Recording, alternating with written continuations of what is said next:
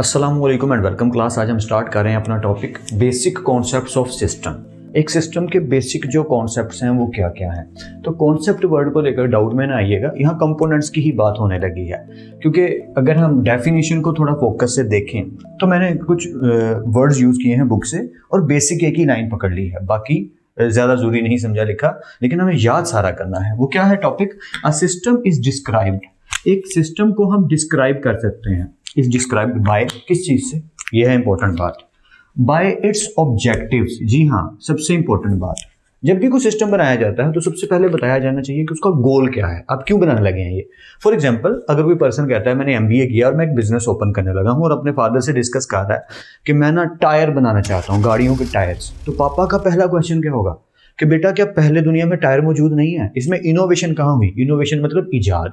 तुम कोई नई चीज थोड़ी बना रहे हो, एक ऐसी चीज बना रहे हो जो अज़लों से चलती आ रही है। तो ऐसा आप क्यों करने लगे हो? तो अब उसके पास दो पॉइंट है कि मैं एक ऐसे टायर का मटेरियल यूज करने लगा हूं जो 99% या 90% या कुछ परसेंटेज ज्यादा पावरफुल है और कम पंक्चर होता है, एक रीजन। दूसरा, और वो सस्ता पड़ेगा बाकी सबसे। अब ये जो दो गुण उन्होंने बताए, तो ये उनके क्या हो गए? ऑब्जेक्टिव उनके बिजनेस के, कि वो जो नई चीज बनाने लगे हैं या जो चीज पहले से मौजूद है उससे रिलेटेड कोई चीज लाने लगे हैं, तो उसमें ऐसे कौन से गुण हैं, क्या क्वालिटी है जिस वजह से लोग दूसरी चीज ना खरीदें, उसकी चीज खरीदें। तो उनका ऑब्जेक्टिव आपको समझ आ गया। वैसे ही जब भी कोई सिस्टम बनता है तो उसके ऑब्जेक्टिव्स क्लियर होने जरूरी होते हैं। जैसे हम सेल फोन की बात करें तो जब स्मार्टफोन लॉन्च किया गया तो उसके ऑब्जेक्टिव्स क्लियर थे। उनमें एक अच्छा कैमरा दे दिया गया ताकि वीडियोग्राफी हो सके, वीडियो कॉल्स इजीली की जा सके, ऑडियो कॉल्स तो हो ही रही हैं, इंटरनेट की क्वालिटी और बेटर कर दी गई और पावरफुल बना दिया गया। तो ये सब ऑब्जेक्टिव्स थे किसके? स्मार्टफोन के। I hope so you are getting the point कि जब कोई सिस्टम बनता है तो सबसे पहले उसके ऑब्जेक्टिव्स क्लियर होने चाहिए कि ये क्यों किया जा रहा है। ओके, उसके बाद आता है कंपोनेंट्स, यानी कि वो जो ऑब्जेक्टिव्स हम अचीव करेंगे उस सिस्टम में कंपोनेंट्स कौन से लगे होंगे। तो आप कंपोनेंट्स के बारे में लास्ट लेक्चर को आपने देखा ही होगा, मैंने डिटेल से बताया था। डिस्क्रिप्शन बॉक्स में लिंक ऐड है फुल प्लेलिस्ट का, प्लीज उस पर क्लिक करके सीक्वेंस में वीडियोस को देखिएगा, आपका फायदा ही होगा। कंपोनेंट्स के बारे में मैंने डिटेल से बताया था कि अगर एक चेयर है तो उसके 4 पिलर्स होते हैं, ठीक है। अगर मैं एक पिलर को हटा दूं, तोड़ दूं, तो 3 पिलर्स मिलकर उस चेयर को सही से बैलेंस नहीं कर सकते। That part is called component. जिसके बिना वो चीज अच्छे से परफॉर्म ना कर सके उसे कंपोनेंट कहते हैं। तो अगर एक सिस्टम बनाने लगे हैं तो उसका गोल क्या होगा, यानी ऑब्जेक्टिव क्या होगा, ये क्लियर हो गया। और उसमें कौन कौन से कंपोनेंट्स यूज होंगे ये भी क्लियरली पता होना चाहिए। जैसे आप एक मकान बनाने लगे हैं तो कंपोनेंट्स क्या होंगे? आपके मिस्त्री के टूल्स, मिस्त्री के लिए उसके कंपोनेंट्स क्या हैं? उसके टूल्स हैं। प्लम्बर के लिए उसके टूल्स हैं, इलेक्ट्रिशियन के लिए उसके टूल्स हैं। अब बात समझ रहे हैं। और रॉ मटेरियल जो है वो भी बेसिक नीड है, तो वो भी हमारे कंपोनेंट्स का ही एक तरह से हिस्सा है कि हमें सारी चीजों को इकट्ठा करना है। That is called components. खैर, इन पे टॉपिक से अलग अलग टॉपिक आएंगे, ऑब्जेक्टिव्स पे अलग टॉपिक आएगा, कंपोनेंट्स पे अलग टॉपिक आएगा, तब उस पर डिटेल से बात करेंगे। एंड ऑल्सो इन्वायरमेंट, जी इंपॉर्टेंट बात। अगली लाइन में पढ़ देता हूँ, इन विच इट वर्क्स, कि जिस एनवायरमेंट में इसने काम करना उस पर असर क्या होगा। बिल्कुल सही बात है। हम किसी भी सिस्टम की जब बात करते हैं तो उस सिस्टम में सबसे पहले ऑब्जेक्टिव क्या था, फिर उसमें कौन से कंपोनेंट्स यूज होंगे और उसका हमारे इन्वायरमेंट पे क्या असर होगा, क्या पॉजिटिव असर होगा कि नेगेटिव असर होगा। और वो जो खुद एक सिस्टम है उसका अपना इन्वायरमेंट कैसा है, पॉजिटिव है या नेगेटिव इन्वायरमेंट है। अगर इन बातों में थोड़ा सा भी डाउट हो रहा है सो डोंट वरी, हम जब आगे इनको डिटेल से पढ़ेंगे टॉपिक्स को तब इंशाल्लाह और अच्छी समझ आनी शुरू हो जाएगी, क्योंकि इन सब पे अलग अलग वीडियोस इंशाल्लाह बनेंगी फोकस से। अब चौथा पॉइंट भी है, एक सिस्टम के 4 इंग्रेडिएंट्स उन्होंने लिखे हैं। पहला इंग्रेडिएंट था ऑब्जेक्टिव क्या है, मिशन क्या है आपका, कंपोनेंट्स कौन से कंपोनेंट्स यूज होंगे सिस्टम बनाते हुए, एनवायरनमेंट और इसका एनवायरनमेंट पे असर क्या होगा, और ये आपस में कम्युनिकेट कैसे करेंगे, यानी ये सारी चीजें मिल के चलेंगी। और जब मिल के चलेंगी तो क्या बनाएंगी? एक सिस्टम बनाएंगी। होपफुली ये टॉपिक समझ आ रहा है। ओके, कंटिन्यू करते हैं।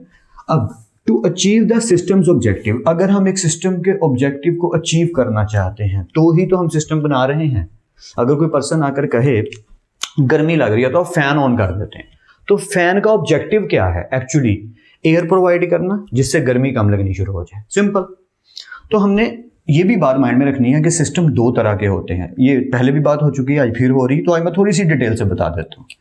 सिस्टम सिंपल भी हो सकता है और कॉम्प्लेक्स भी हो सकता है। सिंपल जैसे कि थर्मोस्टेट की तरह। थर्मोस्टेट मतलब, चले मैं आपको और एग्जांपल आसान करके समझा देता हूँ।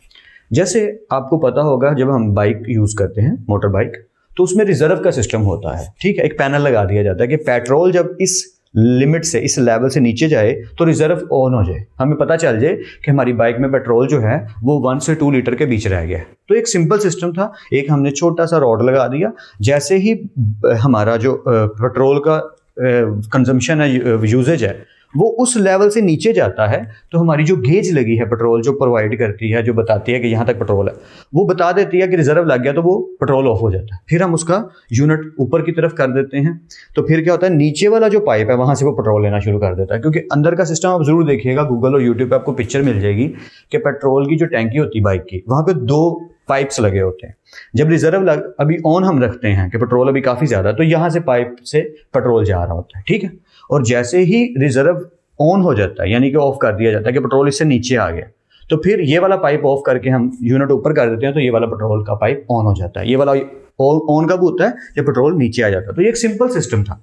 आई थिंक आपको बात समझ आ रही है। इसी तरह इंजन के अंदर, गाड़ियों के इंजन के अंदर थर्मोस्टेट लगाया जाता है, और उधर भी थर्मोस्टेट का काम क्या होता है कि वो 95 डिग्री से 100 डिग्री तक वेट करता है गाड़ी के गर्म होने का।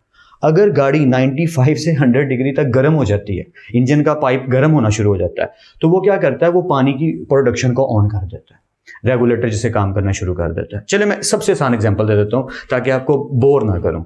हमारे सबके घरों में AC एयर कंडीशनर तकरीबन लगा होता है, या जहाँ भी आप देखें लगा हो, गाड़ी का भी कहीं भी। तो AC को अगर हमने 26 या 25 पे सेट करके ऑन कर दिया, तो जहाँ पर AC चल रहा है, जैसे ही उस माहौल का, उस रूम का टेम्परेचर 25 या 26 होगा, AC ट्रिप कर जाएगा। फ्रिज में भी ऐसा ही होता है। अगर हम फ्रिज ओपन करते हैं, फ्रिज पहले खामोश थी, जैसे ही हमने ओपन करके यूज़ करके बंद किया तो उसकी कुछ कूलिंग ज़ाया हो गई।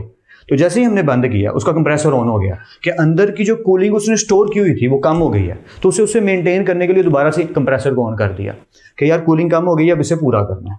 तो जैसे ही कूलिंग फिर कंप्लीट होगी, कंप्रेसर फिर से ऑफ हो जाएगा। तो ये एक सिंपल सिस्टम है कि जैसे ही हमारा AC ऑन हुआ, AC ने जैसे ही माहौल 26 डिग्री का किया, फौरन से वो क्या कर गया, ट्रिप कर गया, उसने अपना आउटर बंद कर दिया। फिर जैसे ही गर्मी फिर बढ़ेगी, 26 से टेम्परेचर फिर आगे की तरफ जाएगा, 27, 28 की तरफ, वो दोबारा से ऑन हो जाएगा। आई थिंक सो आप बात को समझ पा रहे हैं। ऑलराइट, तो इसे कहेंगे हम, ये हमारा सिंपल सा सिस्टम है। बात करते हैं कॉम्प्लेक्स सिस्टम की, और एग्जाम्पल बिल्कुल सही है, like human body. Doctor Zakir Naik बड़ी अच्छी एक बात कहते हैं कि दुनिया की सबसे बेहतरीन मशीन इंसान है, और डॉक्टर्स से आप जब भी पूछोगे तो वो यही कहेंगे, दुनिया की सबसे कॉम्प्लिकेटेड मशीन ह्यूमन बॉडी है। क्योंकि इसको समझना, इसके पार्ट्स को समझना, इनकी हर एक चीज़ को देखना बहुत टफ है। आपने भी गौर किया होगा कि हर एक पार्ट, बॉडी के पार्ट्स के डिफरेंट डॉक्टर्स हैं, या एक पार्ट के लिए डिफरेंट डॉक्टर है, डिफरेंट फील्ड है पूरी। तो आप समझ गए होंगे कि ये कितनी कॉम्प्लिकेटेड मशीन है। इसलिए हम इसको ट्रीटमेंट में इस तरह ही लिखते हैं कि कॉम्प्लेक्स मशीन्स में, कॉम्प्लेक्स सिस्टम्स में हम ह्यूमन बॉडी को हमेशा कंसिडर करते हैं। एंड आई होप सो कि आपको लेक्चर की कुछ ना कुछ समझ जरूर आ गई होगी। फिर मिलते हैं नेक्स्ट लेक्चर में। तब तक अपना और अपने घर वालों का बहुत ख्याल रखिएगा। खुदा आप सबको बेहद खुश रखे और बहुत कामयाब करे। खूब मेहनत करते रहिए, लेकिन स्मार्ट वर्क के साथ। अल्लाह हाफिज़ क्लास।